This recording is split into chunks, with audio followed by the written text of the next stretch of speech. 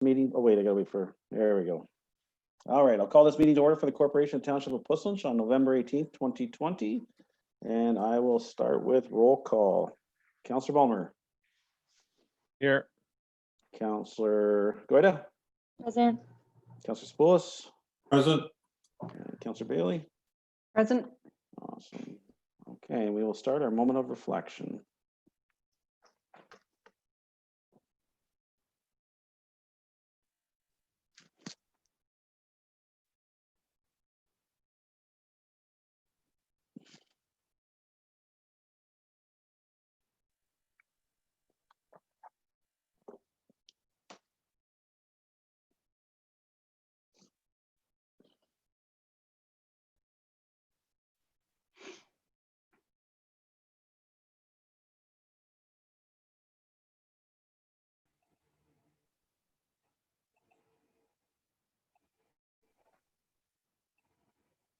Okay, that concludes our moment of reflection. Ms. White Fox, could you read out the resolution for the confirmation of the agenda, please? The council approves the November 18th, 2020 agenda as circulated, and the council approves the additions to the agenda as follows. 4.11 Coronation Park Residents Association, Schedule 6B, Bill 229. 4.1.2 Conservation Halton Letter to Ontario Premier, Rebill 229. 4.1.3 Comments regarding Conservation Authority Proposed Changes, Rebill 229. And 4.1.4 Conservation Halton Request for Support, Rebill 229. Perfect. Can I get a mover for that, please? Councillor I'll Spoulos, seconder.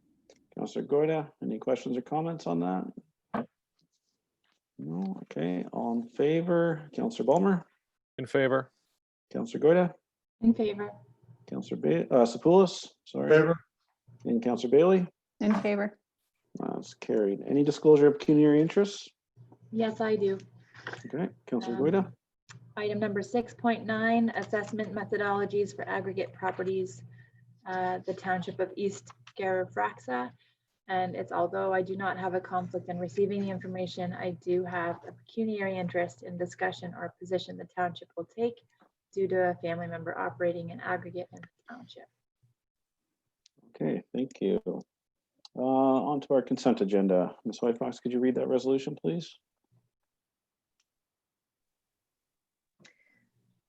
Do we want to So- remove them first, or you want to read the consent agenda resolution first?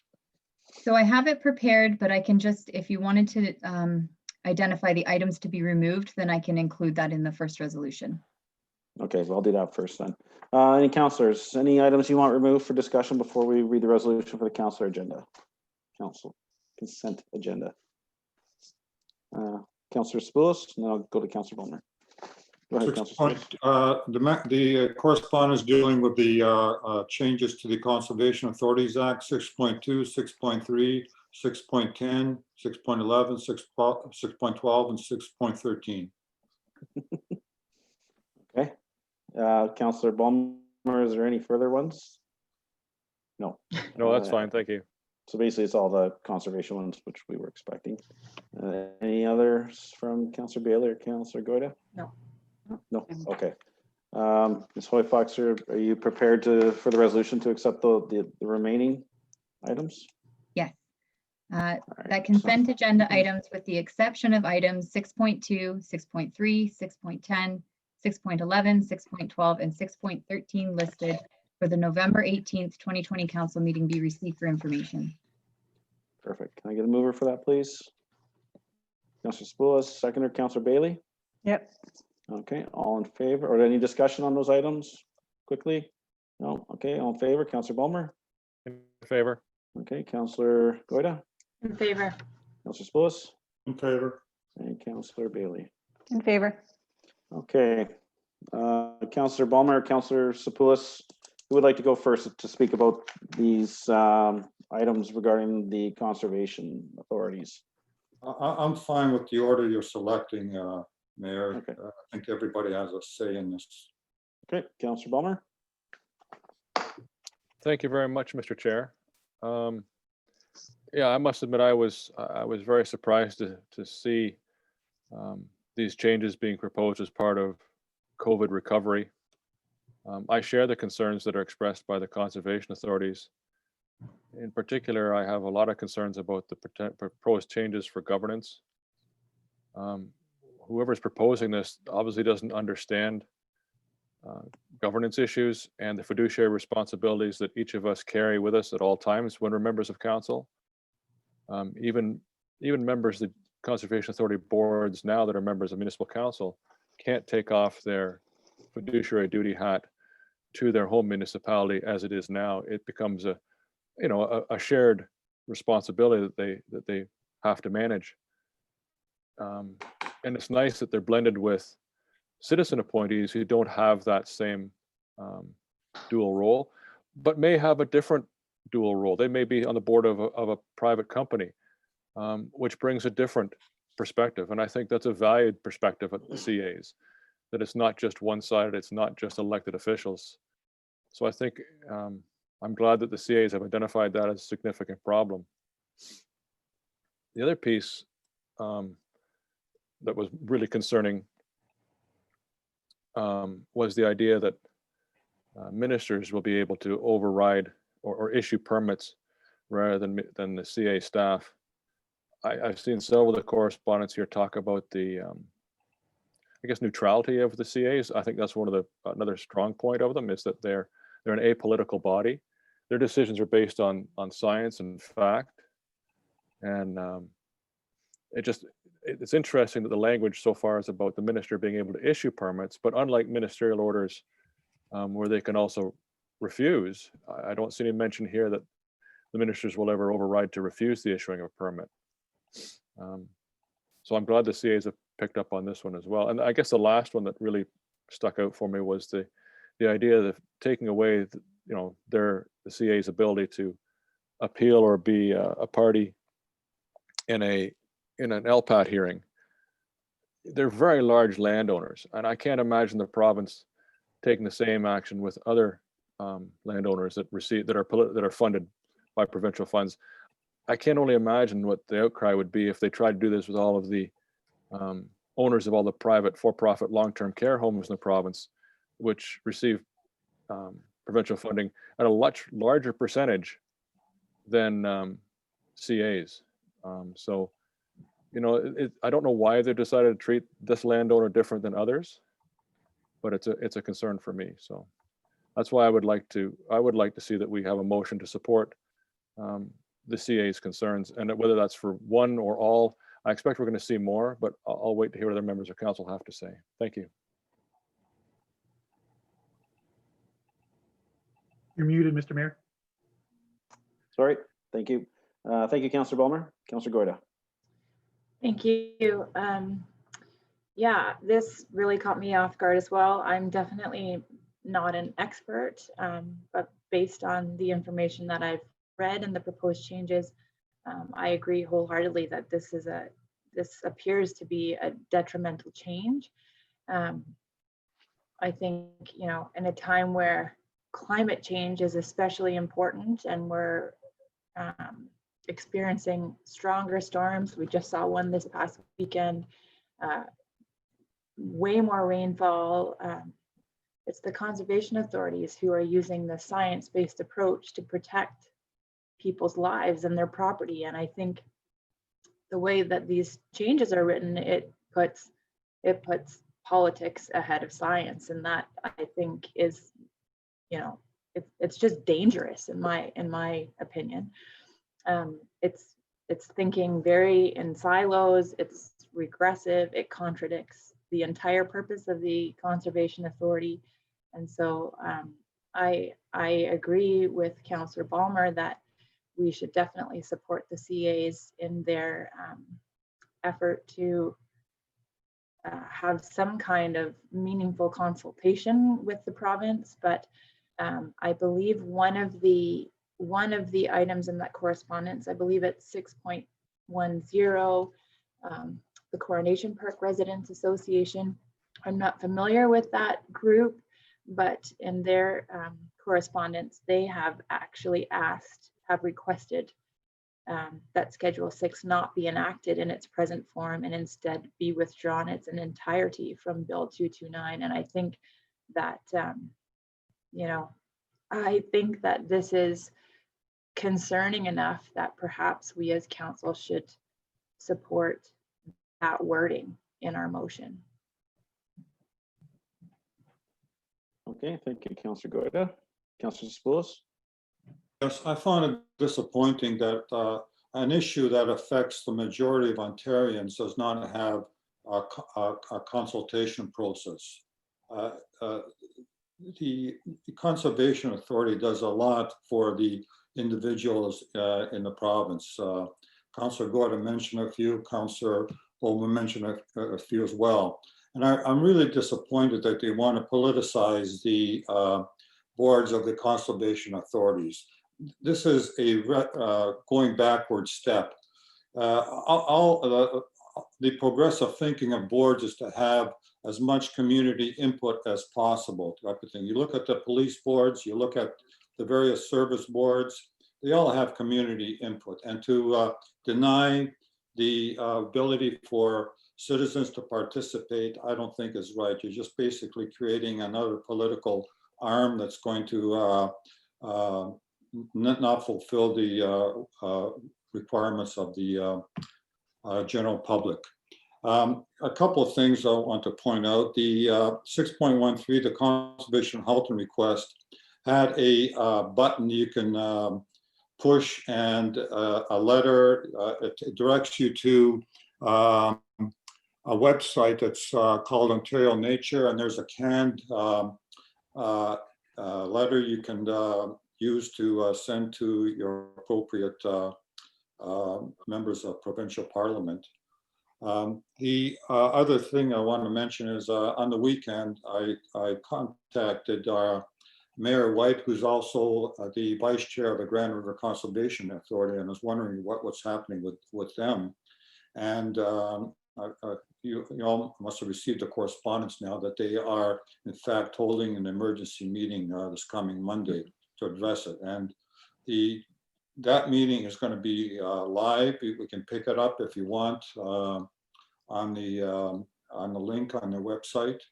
And apparently they'll have a report ready to their board on Friday. So a lot is happening. I agree we should be supporting the conservation authorities here, given that the Grand River Conservation Authority is the preeminent body here. I think it's important that we also listen to what they have to say, and next council meeting support whatever they think is appropriate as well. So I will support a motion that reflects what the other councils have said so far. Okay, thank you, Councillor Spoulos. Councillor Bailey? Yeah, I'm also in full support of supporting the CAs and the letters we've received. I am concerned about any of the removal of the Conservation Authority's role, especially in regulating development. That concerns me a little bit into wetlands and into areas where where we need it protected. I guess I would also just like to support we do have 3 conservation areas that kind of pass through the municipality, so I think we should be supporting all 3. And I do support the wording for removing Schedule 6. I think we should do that as well. So I'll leave it there. Okay, thank you, Councillor Bailey. I'm in agreement with all of council on their points they've made. I did speak with Councillor White a couple times recently, and his advice was that if we're going to pass a resolution, try not to make too many specifics, because this is such a high-level release, and that's why they were going to have their emergency meeting on Monday, and they're going to dive into the details. And I think that's a fair statement. He did say that they have deferred that portion of the bill for debate. Maybe somebody else can explain what that means. I believe it buys us a little bit of time. However, Mayor White did stress we really need to know what's in the regs. And I'm of the opinion that we're very fortunate. We have 3 conservation areas that work very well with our private sector, our developers, our homeowners, and really they should be the example if there's an issue through the CAs that the province is trying to address, is look at our CAs and mold the other ones around ours, because they work very well. So I'll support the resolution. I believe staff drafted one up that was maybe not as specific as council is maybe identifying. I don't believe it'll have that support for removing, was it section six out? But maybe I'll have Ms. Hoyt Fox read the resolution and we'll see what council feels needs to be added or removed. Are you comfortable with that, Mr. Schwendinger? Sure. If council's interested, I could give a quick update of the webinar that took place this week, explaining some of these topics. If That'd be I have great. a few moments. So the province issued a message saying that they're going to hold a few webinars to basically explain this. So they quickly went through it. For some reason, they said that they would not be circulating or making available the slides of their presentation. But then there was an opportunity to express comments or ask questions at the end. And a lot of the responses were, well, we don't know that level of detail. That'll come when the regs are developed down the road. We can't answer that question. We can't answer that question. But the one observation that I would make is that views with regards to this seem to be very much at either end of the topic. People were very much opposed to these changes or very much in support of them, insofar as much as some even said that the proposed changes don't go far enough. It doesn't seem that there is a real general consensus. So, but what a lot of people were suggesting, given that wide variance of opinions on it, was that this should be removed from the COVID emergency bill, as was mentioned by Councillor Bulmer, and that it has enough merit to stand on its own, and it does definitely need some full public consultation, full public input, given the implications of what could happen. That was my take on the webinar, but unfortunately they're not circulating the slides, so I can't share those with you. So we have prepared a draft resolution for council's consideration that essentially deals with, I think, with what most people have said. Hopefully it captures it, but we could edit it as ever you see fit. Perfect. I'll have Ms. White Fox read that resolution out, please. So first, that consent agenda items 6.2, 6.3, 6.10, 6.11, 6.12, and 6.13 be received. And that given the Township of Puslinch does not want to see an increased risk to public safety or increased liabilities to the province, municipality, and conservation authorities, nor does the Township of Puslinch want more red tape, disruption, and ultimately delays in helping the government achieve its goals of economic recovery. And given the time-sensitive nature of this bill, we encourage the province to consult with municipalities and conservation authorities in an expedient manner. And that given the Township of Puslinch feels that there are better solutions to deal with actual and perceived issues, be it resolved that the Township of Puslinch respectfully requests the province to withdraw Schedule B from Bill 229 until a more thorough analysis of the appropriate solutions can take place, with more clarity on what problems were identified through the consultation process. The Township of Puslinch also encourage the province to engage with municipalities and conservation authorities as the province works on regulations that will eventually define the various Conservation Authority Act clauses. The Township of Puslinch feels this is critical to ensure that the focus and performance of conservation authorities is actually improved where required. And further, that this resolution be forwarded to the Premier, the Minister of the Environment, Conservation and Parks, the Minister of Municipal Affairs and Housing, and the Minister of Natural Resources and Forestry, MPP Ted Arnott, and all Ontario municipalities. Okay. Move that. Councillor Bulmer, seconder. Councillor Spluss. Okay, Councillor Bulmer, comments. Thank you. Just wanted to clarify, there's a little muddle there for a moment. Does it say, did it actually say removed, section 6 being removed? It does say that we request the province to withdraw Schedule 6 from Bill 229. Okay, thank you. Yeah, withdraw. I fully support that that withdrawal of this section, primarily because, just to speak to the CAO's point regarding, or the mayor's point as well, that that Mayor White was suggesting that, you know, kind of have to look at the regulations. I agree, but to an extent. But what we're looking at, the high level we're looking at now, is the objectives they want to achieve. The regulations will only spell out how we'd achieve those objectives. And for me, the problem is with the objectives.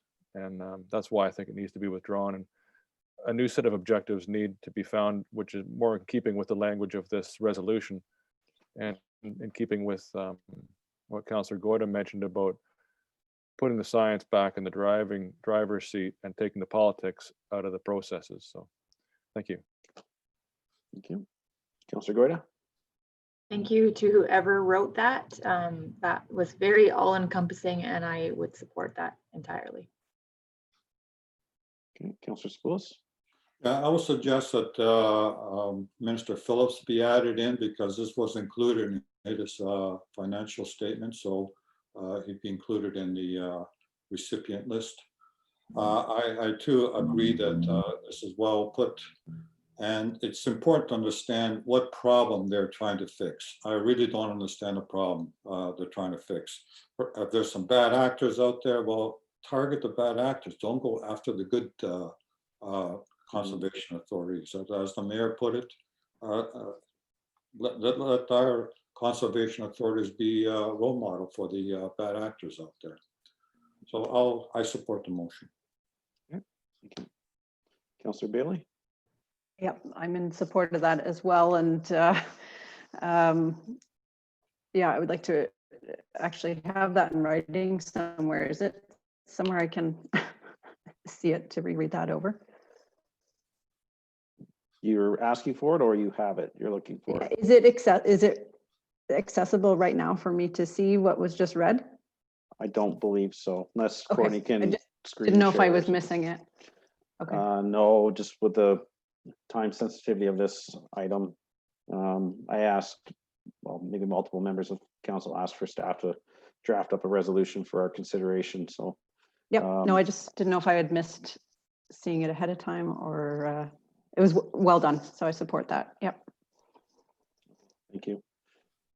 I support it as well, and I agree, Councillor Balmer, that the objectives are definitely a concern, and I can't remember the specifics, but this government did this on another issue where they released you know, some objectives, and we were waiting on the regs, and makes me very nervous. So I'd like to get ahead of the curve a little bit on this and put our support behind our conservation authorities. And I just wanted to relay that message from Mayor White. So I think Mr. Schwendinger did a great job in writing up that resolution. We appreciate it. So unless there's any further comments, I'll call a vote on that resolution. Sorry, can I just make one more comment? Absolutely. Go ahead, I Councillor Gray. don't believe that it's indicated that we're going to send that resolution to the conservation authorities. Is it worthwhile doing that? Sure. Yes. There's an association, Conservation Ontario, which is basically an association of all the conservation authorities across the province. Perhaps that would be a good one. So then all members, I think there's 27 associations or authorities, sorry, across the province, they would all get a copy of it then. Sure. Okay. Ms. White Fox, you captured that? Yes, I did. Okay. So all in favor, Councillor Bulmer? In favor. Okay. Councillor Goyda? In favor. Councillor Spoulos? In favor? Councillor Bailey? In favor? Okay, that's carried. So that deals with a lot. All right. So delegations, we have none. Public meetings, none. Where do we go next? Man, we're just cruising through here. Administration Department, I believe that's our next item to deal with. Am I correct? ADM 2020 proposed parking bylaw update. Yes. Speak if I'm perfect. Can I get a resolution so we can discuss that? Have that read, please. So the resolution just right now talks about receiving it, and then we are looking for some council direction on the various options in the report. Sure. So the council resolution right now is that report ADM 2020-046 regarding, or 044, sorry, regarding the proposed parking lot bylaw be received, and that Okay. council directs staff to, and it's open-ended. Okay, thank you. I get a mover for that so we can discuss it. Councilor Spose, seconder. Sure. Councilor Bailey. All right, Councilor Balmer, you're up. Thank you, Mr. Chair. Yeah, I guess I have just 2 or 3 points or clarifications. I understand the idea of appointing public works officers as parking bylaw enforcement officers.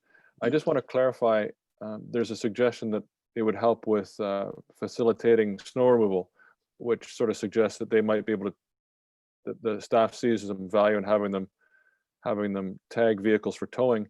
But the bylaw doesn't allow bylaw enforcement officers to have vehicles towed. So are they suggesting that we should give them that power? I'm comfortable leaving it in the hands of the police for towing, but I just wanted to confirm that staff isn't suggesting that we should add that.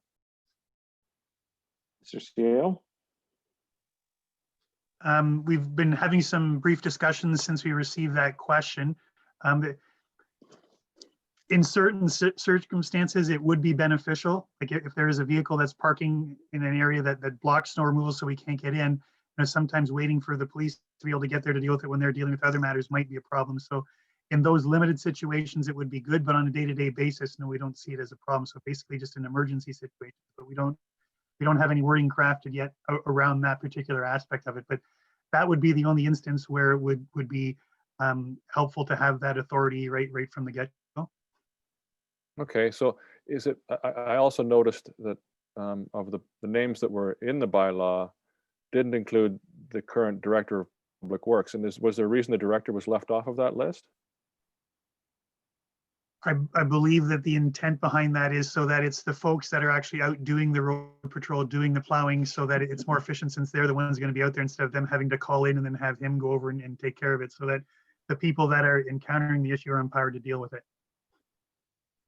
Is it possible, when I think of some of the duties of the director, though, is they do sort of proactive monitoring of the road network to identify where maybe plowing or salting or sanding needs to be done, or it's effective or not. Wouldn't it be handy to have that, the ability to proactively tag a vehicle that's in the way before the plows come by? Maybe we'll refer that to the director. In regards to that, I would say some case would be beneficial.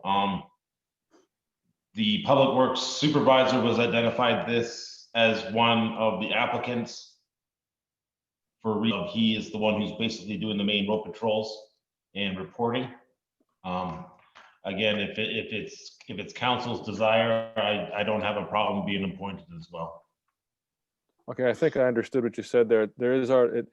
You're not the one that's out there doing those patrols, or somebody else, and they're already on the list. Is that right? Yes, that's correct. Okay, perfect. That achieves the same thing then. That's because I couldn't imagine stopping a snowplow to issue a ticket. That's all I was trying to get away from. Let's see. So the second question I had, let's see.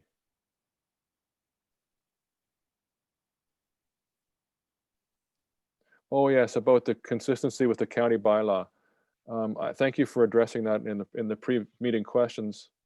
The only question that I have left on that is the idea of paying the fines to the county. How does it work then if we're going to have the fines paid to the county? How does the fines flow back to the township to cover the cost of running the program?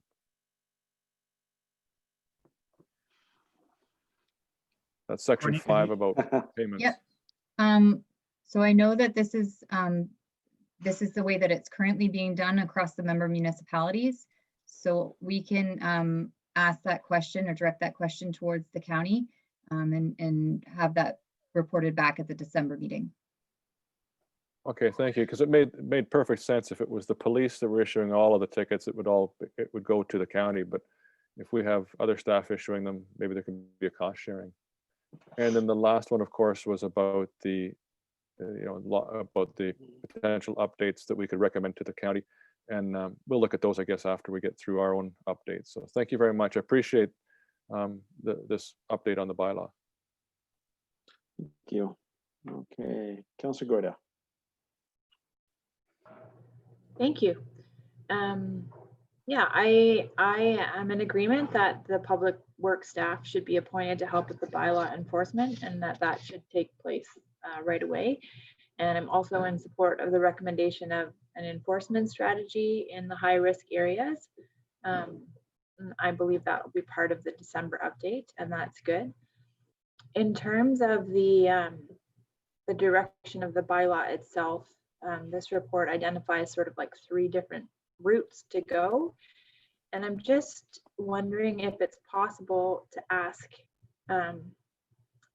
like, what are the sort of the pros and the cons of each of those options? So is it that, option 1 is entirely OPP enforced, and option 2 is a little bit of township staff and a little bit of OPP, and option 3 is all township staff?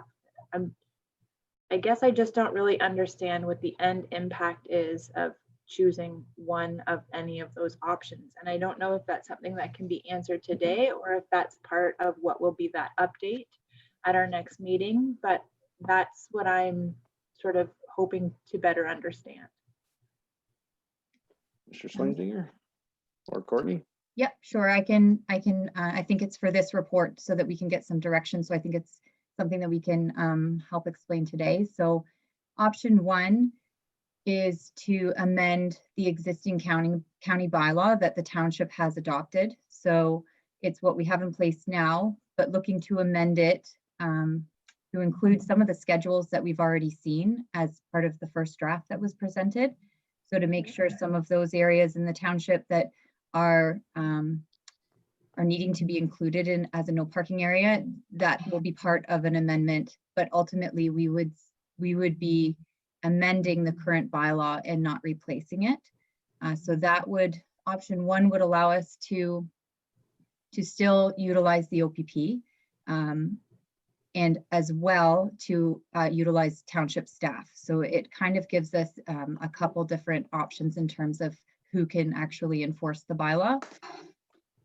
Option 2 would be to maintain the county bylaw as it is, and then to additionally adopt a township bylaw. So you would have 2 bylaws working simultaneously.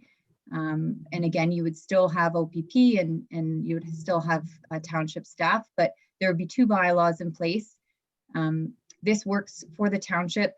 We've seen this with our sign bylaw, for example, where we have a county sign bylaw and we have a township sign bylaw, and both are in place and both are enforceable, but they're utilized in different ways depending on where the sign is being erected in the township. So that's an option. It does add a layer of complexity to enforcement. And option 3 is to replace and repeal the county bylaw, which is what you saw with the first draft that came forward. That was a full replace and repeal, where we would be enacting a township bylaw to be enforced and township staff would be relied upon to enforce it. Okay. Can I chime in for a quick second? Yeah.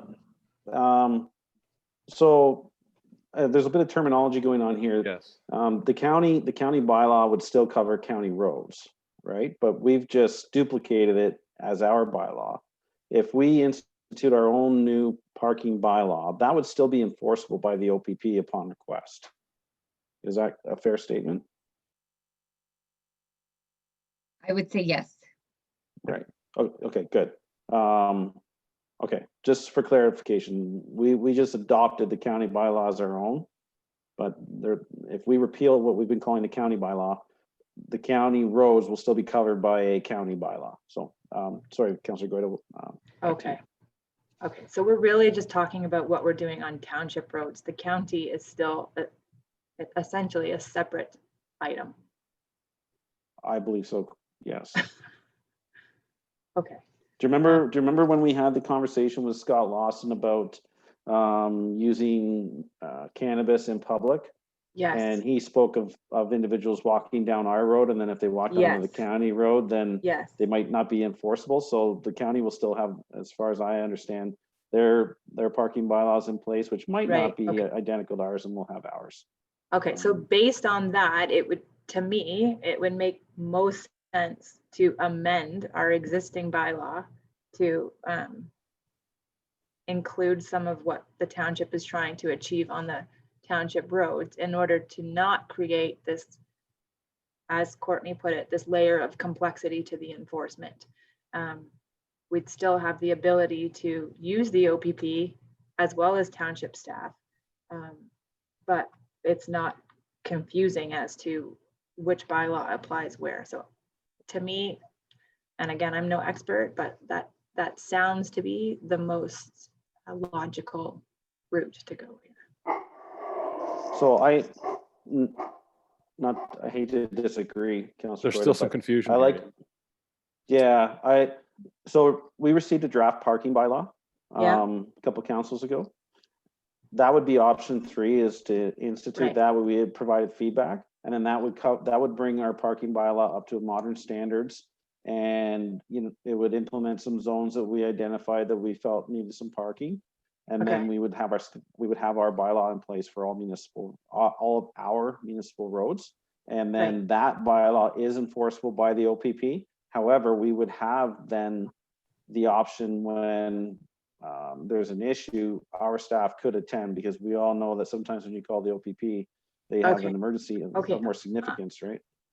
Okay, would like- I'm sorry, then I am confused, I'm Oh, getting boy. confused. I'm getting confused to when the OPP can and when they can't. But essentially what you're saying is the OPP can, in any of these situations, enforce. That's my understanding. Councilor Bulmer, you seem frustrated. Maybe you want to bring some clarity to the conversation. Oh yeah, I'm sorry, I have my camera on. I forgot. And your mic. Yeah, there's a lot of confusion here. So the situation that, as you would have seen in the pre-meeting notes, in 2005, the county passed their bylaw in January.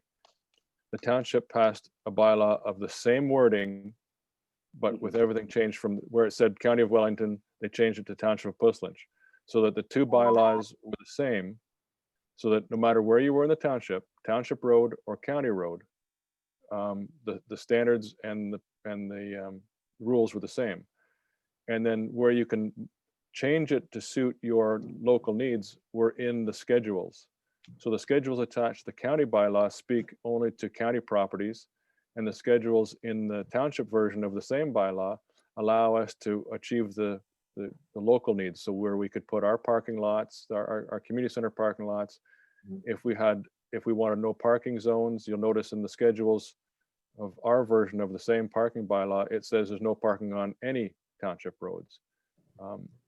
And that provides consistency of applicability for the OPP. So that way, the OPP are applying the same rules, whether they're on a township road or a county road, and that gives us the greatest simplicity. If we go to a system where we have a differently worded bylaw than the counties, then the rules on a township road in Arkell might be different from the rules on a county road in Arkell. One amendment that the county made in 2016 was to some of the definitions in their version of the parking bylaw, which were intended to address a lot of the concerns that we raised in our previous discussion of the proposed wholesale replacement of our bylaw, such as the definition of boulevard and shoulder and those sorts of things. So I think for greatest simplicity is we need to keep our parking bylaw in line with the counties, so that for the enforceability of the police, it's easier. And then if we want to appoint parking bylaw enforcement officers, we're empowering them to enforce the bylaw on township roads. They won't necessarily have the ability to enforce the parking bylaw on county roads, but they'll be able to enforce it on township roads. And when it comes to snow removal, that's where we have our concern, because the county can take care of it on the county roads. So I guess if we're looking for direction, I like the idea of keeping the two consistent and just amending ours up to theirs. And then when we're finished, recommending to the county any improvements that we could see for the joint or shared bylaw. So I understand where you're coming from, Councillor Bowman, but I want a question line of, I believe our township has come to a point where for parking, simplicity is not serving the public. We have, situations where we do want some boulevard parking down in maybe Arkle or the Aberfoyle School. We want to identify, a no parking timeframe for school bus accessibility for the school. So I That's have right. concern. So if that can be addressed in the schedule, Yes, but it can. but is that not what we were doing with our parking bylaw? Essentially, that we've already put some work into. Like you're wanting to abandon the work that's been done on the draft bylaw that was presented before. Am I Yes, understanding that? yes, You because wanna- we didn't need it. We have this in place with the schedules that will allow us to, as you said, if we want a bus parking zone, we put it in the schedule. And it's still, the language is simple in the overall bylaw. It allows us to do that and enforce it, and with our own staff on our own land. So the street that the school is on is not a county road, so our people could enforce it. I'm not concerned about enforcement. I understand it's our staff's gonna be able to do our roads, and OPP is gonna be able to do all roads when needed. It's making sure that the bylaw serves our public and our needs is my concern. Councillor Good, I'll come to you next. I think ultimately I'm somewhat indifferent as to whether we amend it or replace it. I just want it to be, as Councillor Balmer, this simple and easy to understand, not only for our enforcement, but for the people that are actually parking in those areas. What makes the most sense? So I don't think I can necessarily say which route that is. I would have to rely on the staff to say like what makes the most sense in terms of both communicating what the parking rules are and enforcing them. Thank you. Councillor Spillis? Yes, I'd like to ask staff which of the three options they support and why. I'm like Councillor Goyda. I want the best thing that's for our community and that's enforceable and it's easy to understand. We did go through an extensive parking bylaw, and what Councillor Bowman was suggesting is we forget about it, and I don't think that's the intent of the work we've done to date. So question of staff, which one of these three options is the way that you feel is the best way to achieve the objectives that Councillor Goyda and I'm suggesting? Courtney, maybe I'll defer to you because you were working closely on this with Ivan, and I know you two had that discussion. Yes, so Ivan has experience with the county bylaw from his work in Guelph Aramasa, and he is comfortable with that bylaw, and he feels it works well. What we've talked about is bringing forward something for the December meeting that relates to option one that's been presented. So where we would bring forward schedules that are amended for the township, but ultimately the county bylaw that the township has adopted, and we would look at the 2016 version of that, would stay in place with township schedules being amended. What we would add to that is the appointment of public works staff to hopefully increase the service level. And what we would also be prepared to bring forward at the December update is a parking enforcement strategy.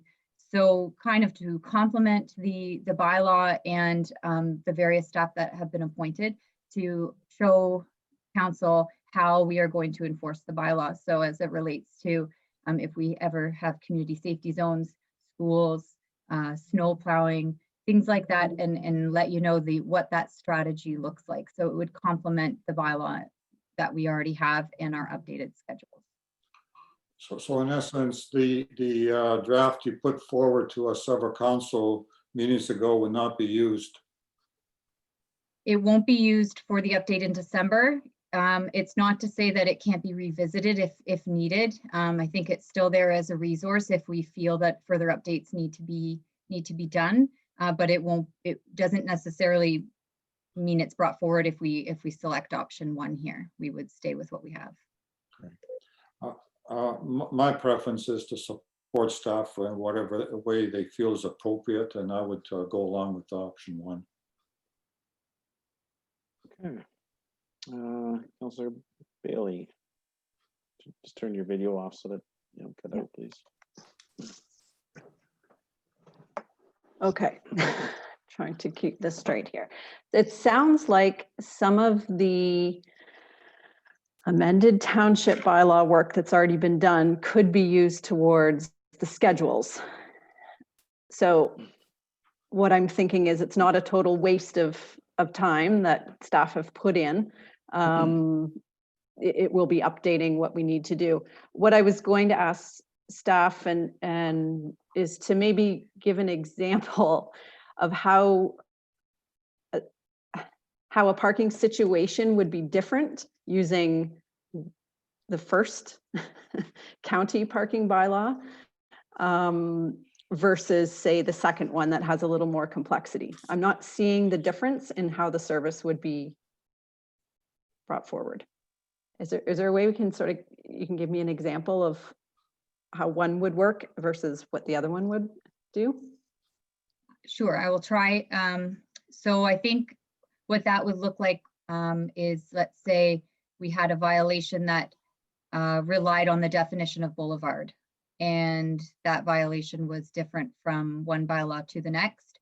It would have to be identified which bylaw was in place in order for that violation to be confirmed and ultimately to decide if a ticket is issued or not. So it would mean looking at, we would have 2 bylaws in place. Depending what road the violation, depending what road the boulevard is on, would determine which bylaw would be used in the Correct. second Yes. example. Okay. And maybe that's not overly clear because we technically have the township adopted bylaw that's based on the county bylaw. So there's still it, but it's one bylaw. The difference would be if the township wanted to make adjustments and adopt their own bylaw with its own definitions that are different from the county bylaw, then you essentially have 2 pieces of 2 pieces to look at, 2 bylaws to look at. So it does make it a little bit more complex versus just relying on, for instance, with the boulevard definition, it's the same across whether it's a county road or a township road. Right. Okay, so I think I'm in agreement with Councillor Sapoulis in that I'll just up to staff to decide which will work best in terms of following through with it. That's my thoughts right now. Okay, thank you, Councillor Bailey. I'm supportive of staff's recommendation as well, as long as I'm understanding that the schedules is where we can put in specific needs for our community, the Aberfoyle School, you know, whatever, the little hamlets, if there's problematic areas, then I'm comfortable with that, and we can use that draft bylaw as a resource in the future. I don't necessarily agree that it has to be simple. I understand that, you know, if an OPP officer is ticketing under a certain set of rules, you might not identify, you know, that there's an infraction happening in our municipality, but if we can address it in the schedules, then I'm comfortable supporting option 1. Is there any further comments? Did you want to go around one more time? Councillor Bulmer, do you have anything further to add? No, I think we're all on the same page. We just want it to be the most practical and applicable, and you know, I think we're on the right track. I know it sounds hard. I like the way Councillor Bailey put it, is we're not losing all the work that went into the work so far in a wholly fresh bylaw, because some of the ideas and concepts that came out of that can be reflected in the schedules to achieve the goals that were identified by council. So I think that's a good way to look at it. Okay. Councillor Gordon, any further comments? No. Councillor Sapoulis? I'm good, thank you. Okay. Councillor Bailey, anything further? Just a quick question. I'm not clear. How do we amend schedules, or how do we add schedules? What's the process for that? Does it have to come through council? Is it a big process, or is it something that can be done easily, quickly, if need be? So we'll bring that back as part of the December update, and it will be passed through bylaw. We would review it at a future meeting. Okay, did we have a mover and seconder for that already, Ms. White Fox? Moved by Councillor Sapoulis and seconded by Councillor Bailey. And did you capture the direction of council? So you could maybe reread it, please? So I have that report ADM-2020-044 regarding the proposed parking bylaw update be received, and that council directs staff to report back on option 1 as identified in the report at the December 2nd meeting. Okay, do we need any wording in there to add to the schedules as from the previous draft bylaw? Or is that Councillor Bulmer? Go ahead. Yeah, rather than, I'm somewhat uncomfortable with the wording of option 1. So I just wanted to clarify, when you say option 1, you're talking about updating our existing township bylaw to match the wording of the existing county parking bylaw, and then update the schedules as needed in the township, for the township, on the township bylaw. Is that correct? Yes, I can clarify it a little bit. So that staff report back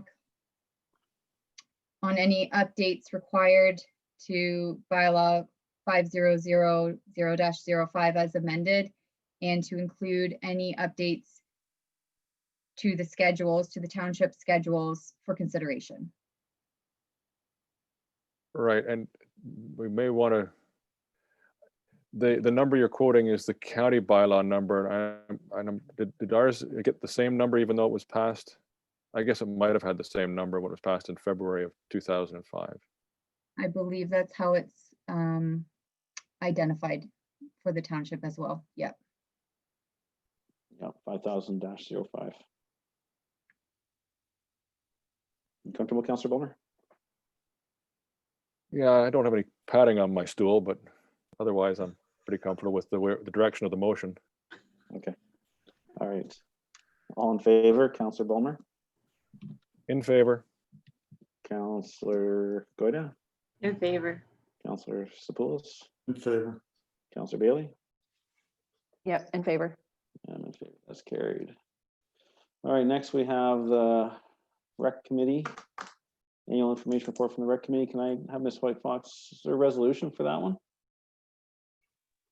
So we can discuss it? Yes. Okay. That staff report Rec 2020-003 regarding recommendations brought forth by the Recreation Committee be received for information. All right, I'll get a mover for that, so we can discuss it. Councillor Spillis, seconder, Councillor Goida. Sure. Okay. Since you're on the Rec Committee, Councillor Goida, did you want to go first with this one? No, I mean, unfortunately, most of the ideas that have come up through the Rec Committee over the last little while have been either sort of put on hold or at a standstill because of COVID. However, I will say that we did have another Rec meeting last night, and we're sort of coming back together as a group and coming up with ideas for this next year that hopefully we can present a little bit more often. I know you don't often hear updates from the Rec Committee, but we're hoping to produce sort of like a more consistent report so that council can be informed as to what's taking place at those meetings. Okay. All right. Who wants to go next? Go to Councillor Bulmer. Any questions, comments? Thank you, Mr. Chair, and thank you, Councillor Goida. I think this is a great move. I'm so glad to see an annual report from the Rec Committee. And you know, maybe we should share this with the provincial government to show the benefit of including citizen members in things, because this is great. I don't use all the facilities, and I don't know where all the things could be better. So I was glad to see this, and I was really pleased to see the suggestion about putting the Volunteer of the Year board in the community center. It was nice when it was in the front hall of the township office, but I think it's a better place to have it in the community center. So thank you very much. And I'm looking forward to seeing that happen. I understand the concerns about the water fountain, but it's another one I think we'd hear that at the market all the time. People would come in looking to fill a water bottle, all the kids playing soccer. I don't know if staff is aware, but there used to be 2 water fountains on the walls, the outside walls of the community center, kitty corner, and they disappeared shortly after the Walkerton crisis, when all of the testing requirements came in. The cost of having those, sort of took them away. That's caused them to be taken away, and they've been missed since. So I'm glad the rec committee is looking at bringing them back, and I look forward to seeing that happen sometime in the future. So good work. Thank you very much. Councillor Spoulos. Unmuted. Oh. Councillor Spoulos, do you have any comments? My internet's on the fritz, so Oh, sorry. I support the report as written, and look forward to next year. We'll get a update. Okay, thank you. And Councillor Bailey? I too have to unmute. No, yeah, great report. It's always interesting, exciting to see what rec committee is talking about. I guess I just had a question about the water fountain. It just says it's not practical at this time, and I'm just kind of curious why this wouldn't be a good time to be doing some of that work. I guess I'm just looking for the reason for not being able to look at the fountain at this time. Okay. Who wants to answer that one? Mr. Fowler or Mr. Schwindinger? Sure, I'll answer that. It's not necessarily a no to the water fountain. Excuse me. Basically, water fountain are basically the #1 thing that had been closed due to COVID. Pardon me. So we feel that this would be something for next year. He needs a drink of water. You can take a moment.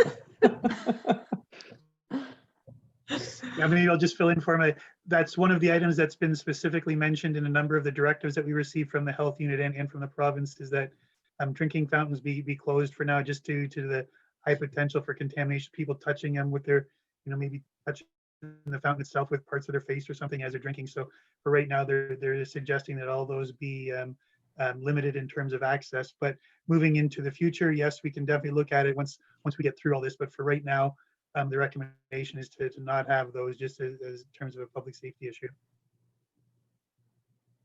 Okay. And I also know in believe the- that, oh, sorry, go ahead, Councillor Bailey.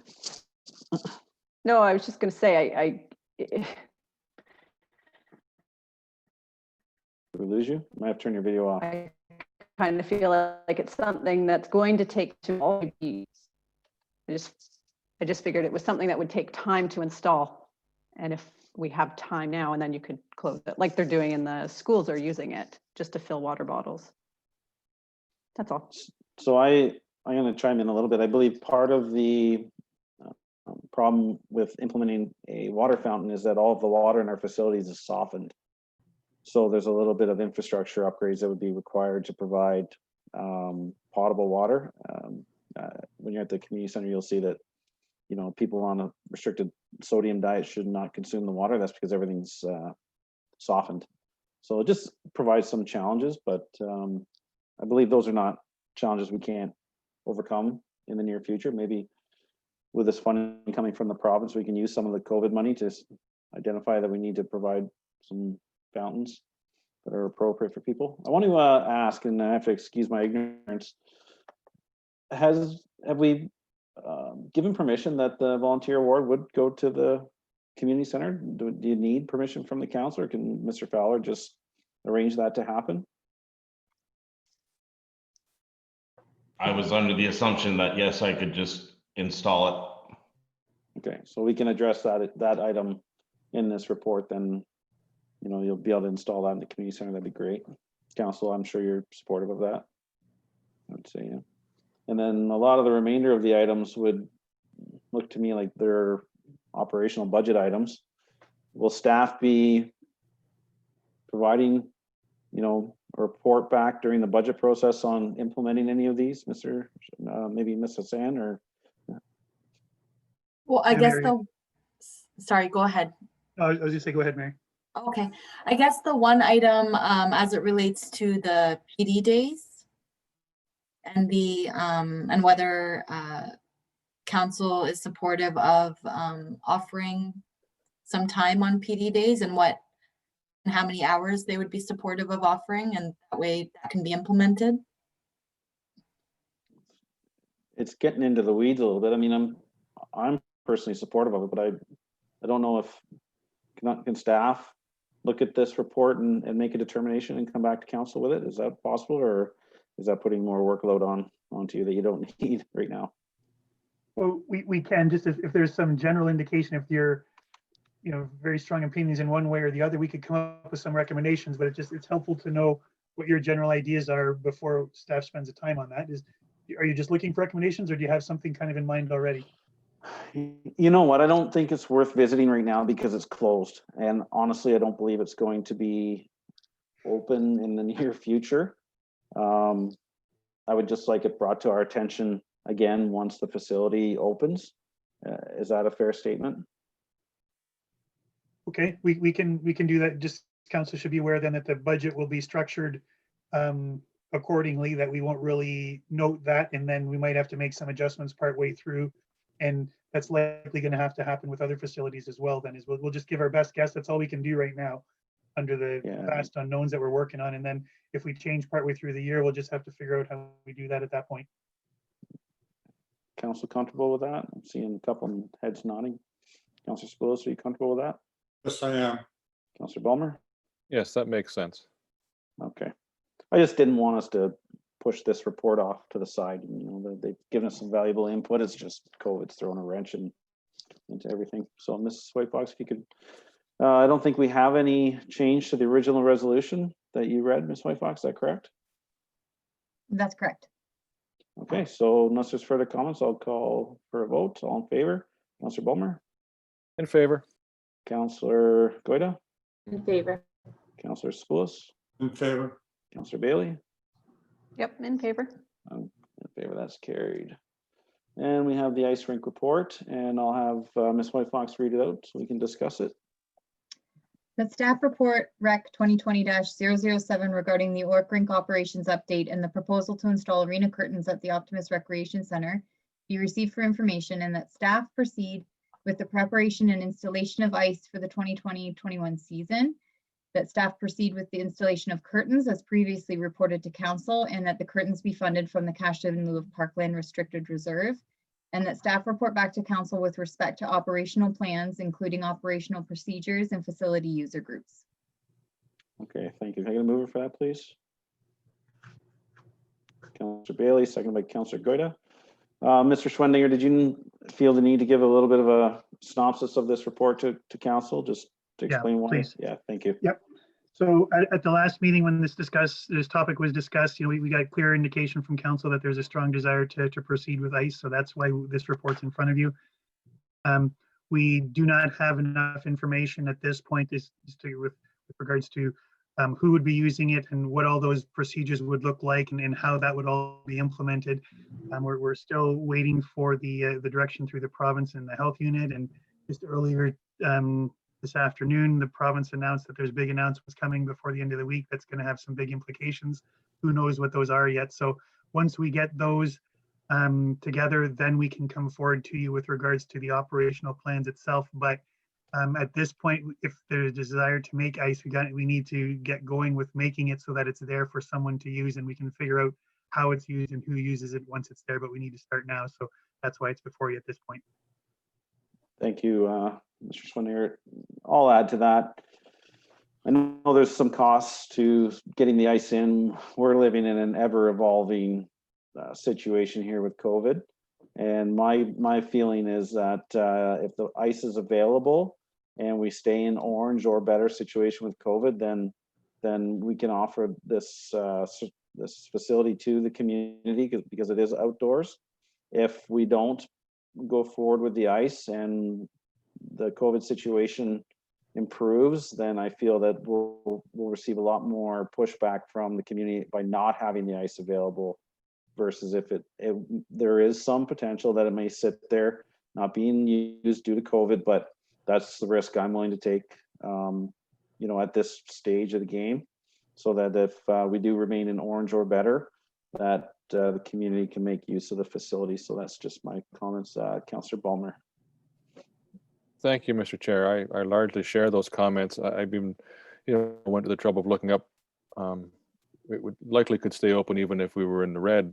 Outdoor activities would still be permitted and maybe in slightly smaller numbers. But I must admit that 2 weeks ago, when we were having this discussion, that the province had just brought out their framework, and apparently with thresholds that were purportedly based on science, and I took a lot of comfort from that when we had that discussion last time. So I was very gung-ho to keep it open.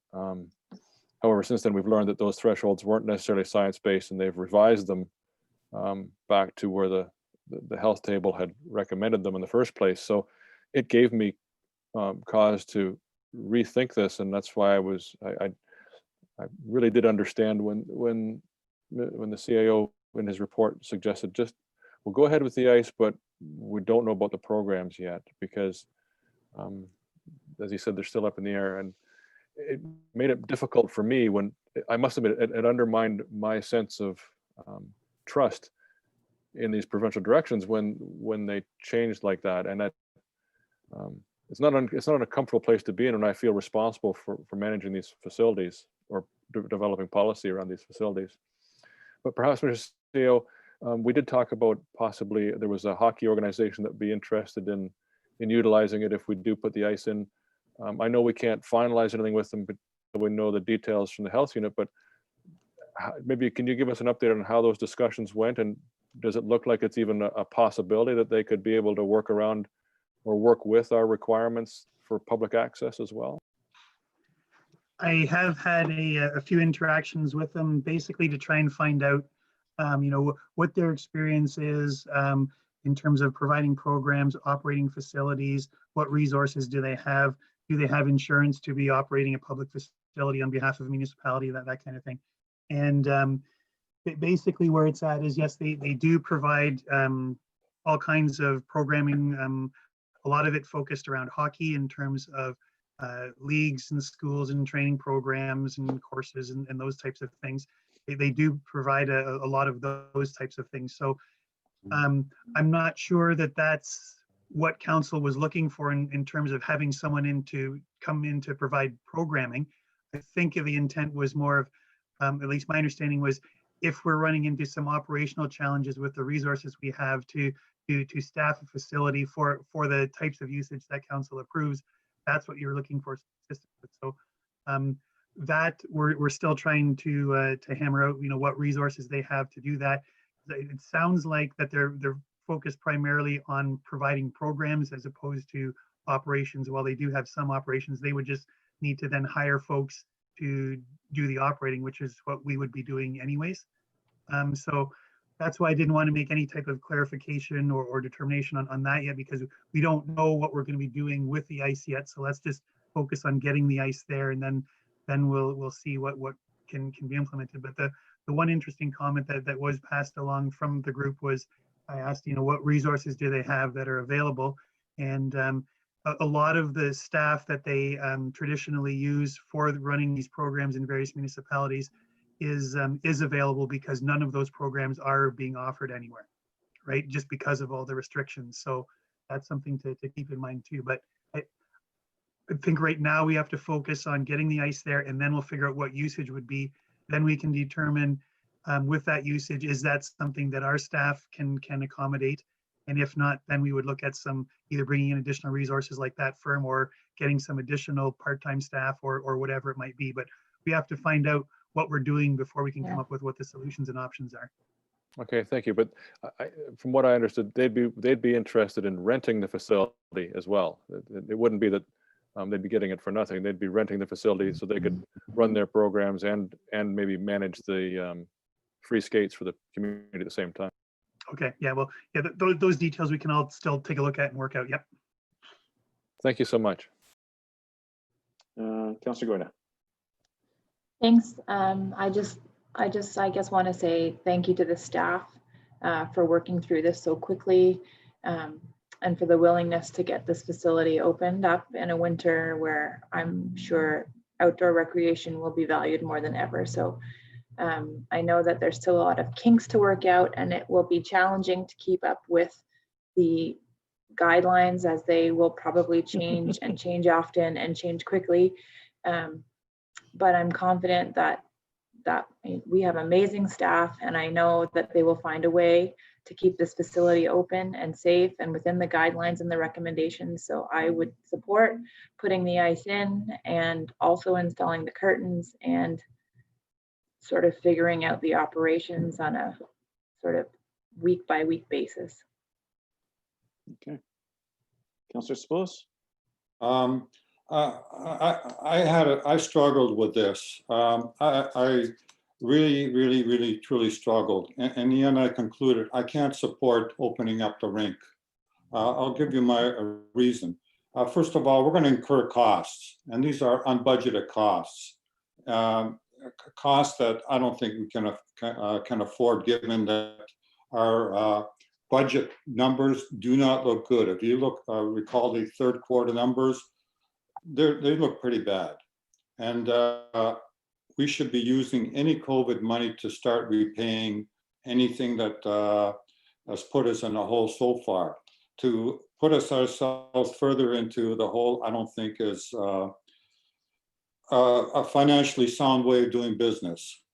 The other thing that's concerning is, look where we're going on this COVID crisis. Since the last council meeting, it went from green to yellow to orange. Next door neighbors, they're going to red zone probably this Friday. This is Waterloo. And this trend is going the wrong way. Even with in consideration, look at the holiday season coming up. Look at Christmas coming up. We're going to be back with wave number 3 type of thing. So I really think we're fighting an uphill battle on the COVID front. So in conclusion, I can't support it financially. I don't think it's fiscally responsible when we have all these financial issues we're dealing with. And as you know, we have some staffing costs that are being proposed that will benefit the entire community. So to me, that is a higher priority than this at this time. Okay. Councillor Bailey?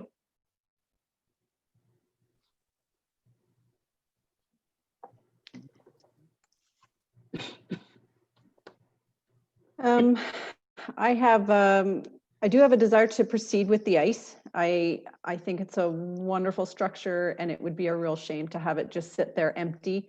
The community has worked so hard to get that facility there. I know personally at school pickup, I've had parents coming up and asking me, you know, is the ice going to be open? When is the ice going to be open? I would trust that we'll be able to come up with a safe way of managing the ice, whether we're just reducing numbers, but still providing it for the community. I think it's a bit of a risk opening it in terms of financial means, but I think it will be a huge value to the community if we can get it up and going. Thank you, Councillor Bailey. I agree. We have static costs with that building. We have a dedicated employee. The heat's on, the hydro's on. There's going to be extra hydro costs with running the ice. We're very, very fortunate it's an outdoor facility. I see the public getting some use, and I don't feel we'll be under scrutiny for trying to provide outdoor activity to our community during this terrible situation. I agree with Councillor Spoulis that our neighbors are going, you know, in a direction that's not, you know, favorable, but Wellington County has been pretty consistent, and I'm supportive of going forward with this recommendation. So I will call it to a vote. So well, could I just have one more question, if I could, Mr. Chair, before I call a vote? Sure. Thank you.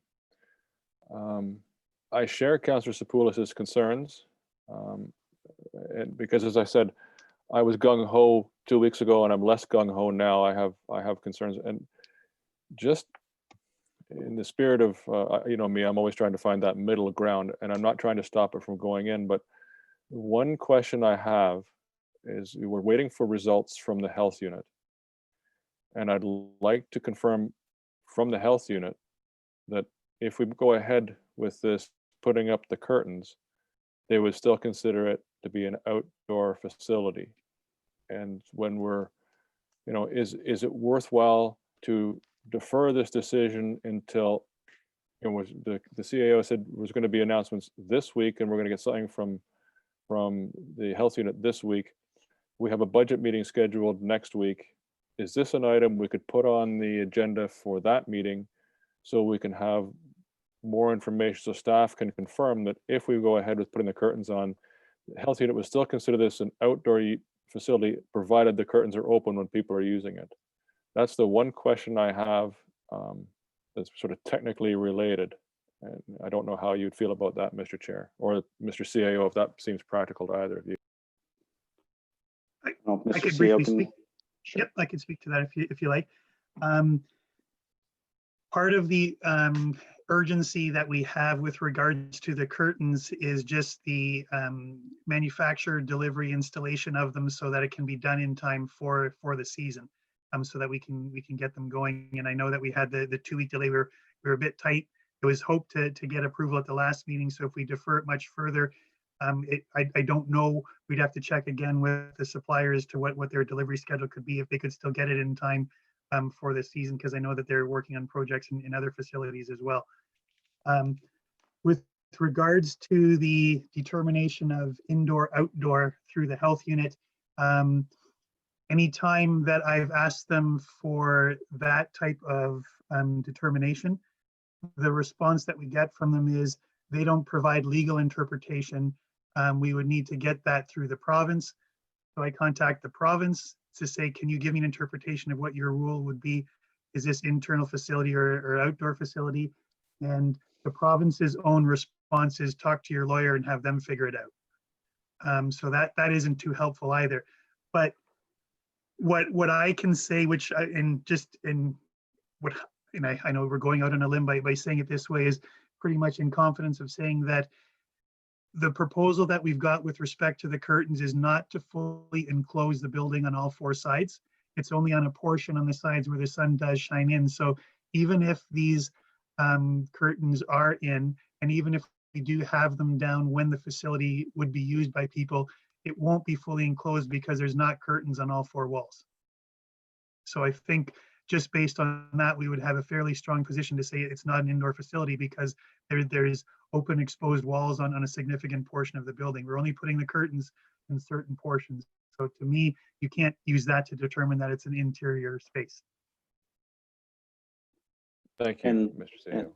Yeah, and staff, you know, if they're going to do it, I think the importance of getting going towards getting ice, they need to start as soon as possible. So like I said, this community is going to, you know, they're going to look more favorably towards us if we have it in and there's limited use, versus if it's not in and they get no use, and there could have been a possibility.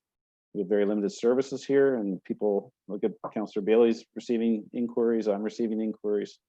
I feel this is within our means. And so, okay. So with that, I'm going to call it to a vote. Councillor Bulmer. Mr. Chair, I'd like a recorded vote. Sure.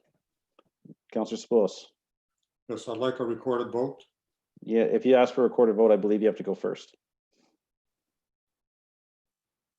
So Councillor Spillis. I do not support the staff recommendations number 4. Thank you. Councillor Bulmer. Favor. Councillor Goida. In favor. Councillor Bailey. In favor. And I'm in favor. That's carried. Mrs. Hoy Fox, did you capture those recorded vote, or sorry, that recorded vote? Yes, I did. Thank you. Okay, what do we on to next? Great discussions, everyone. Sorry, I'm a little, where are we? We're at correspondence, none. Council reports, I'll just go quickly first and then open it up to council. everybody's aware the province released their budget, and I was a little concerned that the Highway 6 bypass was not included or mentioned in the budget, and a bypass in Bradford was.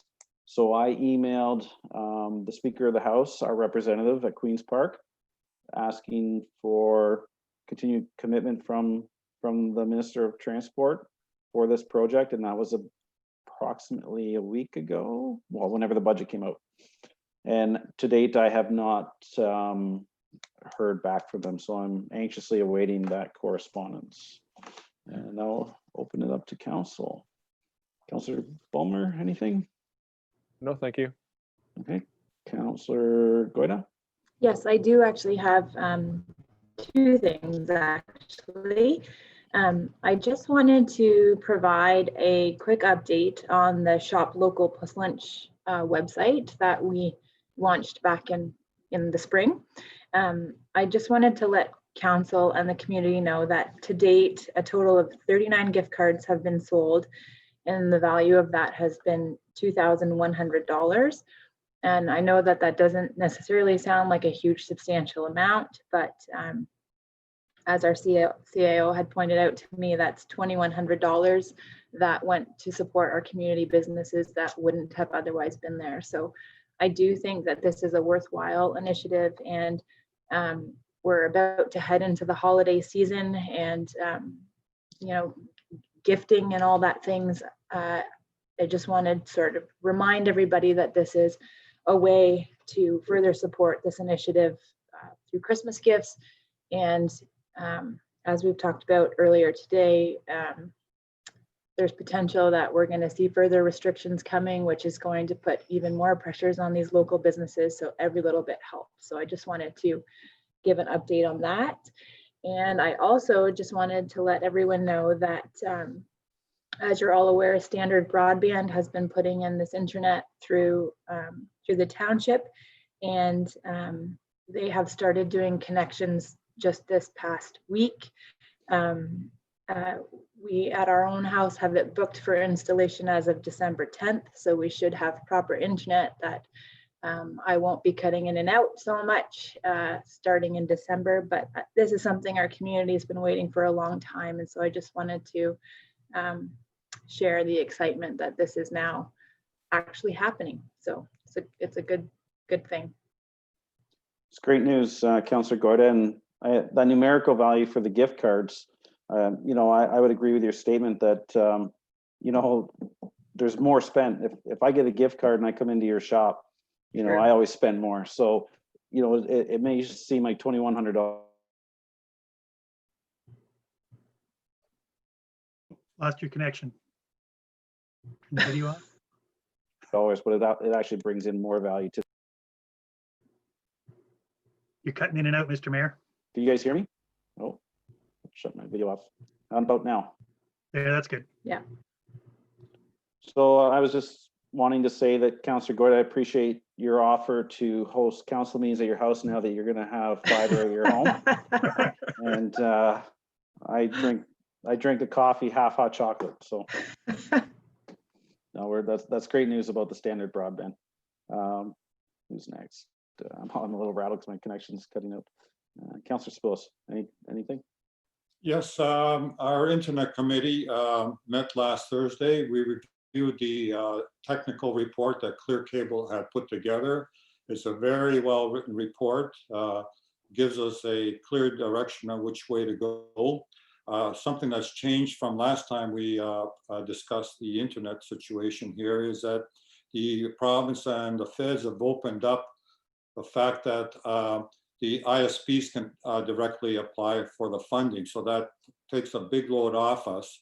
And I'll let our CAO speak a little bit more on the next steps so that you're aware of it directly from him. Sure, thank you. Yeah, so at the probably at the next meeting, I actually have a meeting after this one with Clear Cable again, just to finalize the next steps in terms of their reporting. But our goal is likely the next meeting of council. Clear Cable will come and present their report and the recommendations. As I understand it, the chair of the committee that Councillor Sepula sits on our behalf, will be at the meeting as well to provide their comments and indicate their support for the report, so that you can see the work that's been done and what the next steps and the recommendations are. So that's hopefully going to be at our next meeting in 2 weeks. Excellent. I look forward to it. All right, Councillor Bailey. Yeah, I'd just like to report that the Puss Lynch Safe Communities had their first meeting last week or the week before. So it was really exciting to actually finally coordinate a few of us that got together, and we had Christine from the Wellington Safe Communities group come, and it was just a really good conversation that got us all starting, and at least it's somewhere to go, and now we can be moving forward. So anyway, I just wanted to share that that is started, and it'll take a little bit to get the group, formalized, but we're looking forward to seeing where that's going to go. Excellent. Thank you, Councillor Bailey, for taking that under your wing. One thing we would need to mention is the Santa Claus Parade is on November 22nd from 2 to 3:30. I believe that's correct. And they are accepting donations to the food bank. Am I misspeaking at all? I believe that's right. And thank you to everyone involved in organizing the Santa Claus Parade. Do we have Councillor? Oh no, we have quorum because there's 3 of us here. We have 2 individuals with their videos off. So that's great news. I'm looking forward to being out there. And anything further before we move on? No? All right. Bylaws. Oh, council reports. Ms. Hoyfox, do you have a resolution for that? Yes, that council received the mayor's updates and council member reports for information. Mover for that, please. I'll move. Thank you, second. Councillor Spillis. Councillor Ballmer is second. All in favor? Councillor Ballmer. In favor. Councillor Goida. In favor. Councillor Spillis. In favor. Councillor Bailey. In favor. And that's carried. Bylaws, Ms. White Fox. That the following bylaw be taken as read 3 times and finally passed in open council. Bylaw 2020-053, being a bylaw to provide for the appointment of a municipal law enforcement officer, Jeff Barnett, John Kerr, and Michael Brincat for the corporation of the Township of Puss Lynch for the purpose of enforcing the township's parking bylaw numbered 5000-05 as amended. Can I get a mover for that, please? Councillor Bailey, you move that? Yeah. Councillor Goida, you want a second? Sure. Okay, all in favor? Councillor Ballmer. In favor. Councillor Goida. In favor. Councillor Spillis.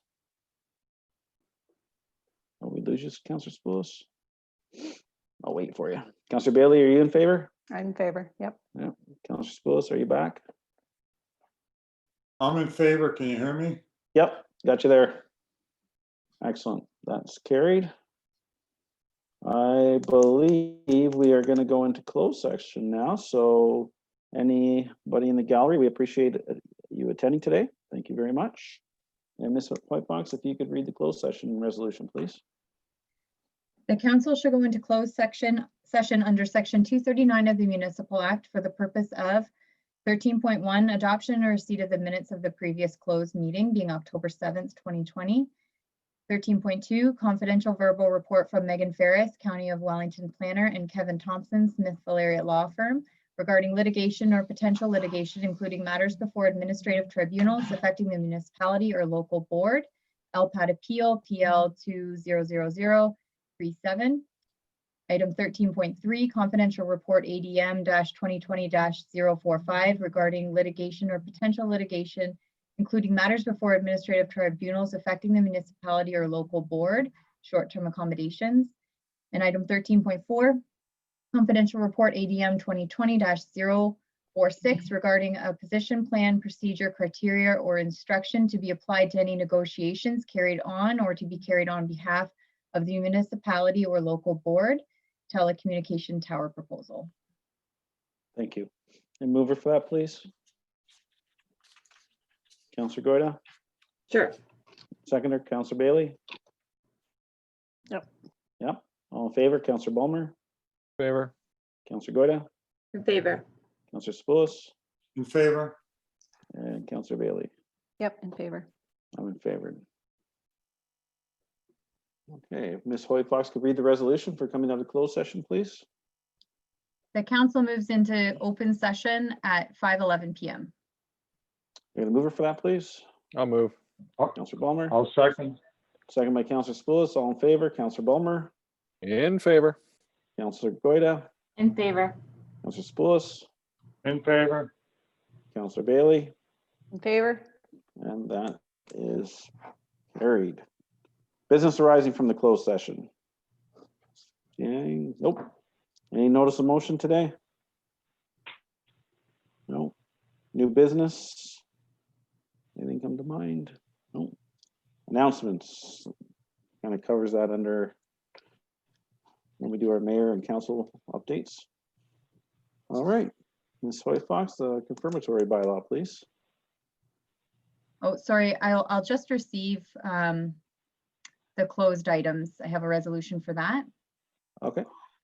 The council receives the 13.1 adoption and receipt of the minutes of the previous closed meeting, being October 7th, 2020 closed meeting.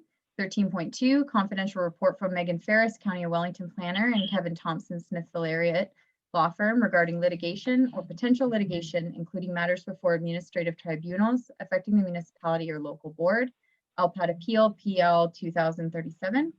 Item 13.3 confidential report ADM 2020-045 regarding litigation or potential litigation, including matters before administrative tribunals affecting the municipality or local board, short-term accommodations. And item 13.4 confidential report ADM 2020-046 regarding a position plan, procedure, criteria, or instruction to be applied to any negotiations carried on or to be carried on behalf of the municipality or local board, telecommunication tower proposal, and that staff proceed as directed. Thank you. Mover for that, please. Counselor Goida, Sure. second, Counselor Ballmer. Yes. All in favor, Counselor Ballmer, In favor? Counselor Goida, In favor. Counselor Spillis, In favor? Counselor Bailey. In favor. That's carried. Now the confirmatory bylaw, I believe. That the following bylaw be taken as read 3 times and finally passed in open council. Bylaw 2020-054 being a bylaw to confirm the proceedings of council for the corporation of the Township of Puslinch at its meeting held on the 18th day of November 2020. Thank you. Your mover for that, please. I'll move. Thank you, Counselor Spillis. Seconded by Counselor Bailey. All in favor, Counselor Ballmer, Favor? Counselor Goida, In favor. Counselor Spillis, In favor? Counselor Bailey, In favor. and that's carried. Courtney, you realize if we ever get back to live sessions, I'm going to have you read everything still. This goes so smooth. Adjournment, please. It worked for me. Hey, that's true. That's true. Okay, that council hereby adjourns at 5:14 PM. Hey, mover for that, please. I'll move. Thanks, Counselor Spillis. Seconded by Counselor Bailey. All in favor, Counselor Ballmer, In favor? Counselor Goida, In favor. Counselor Spillis, In favor? Counselor Bailey, In favor. and I'm in favor. That's carried. Thank you. Great meeting. Have a great night.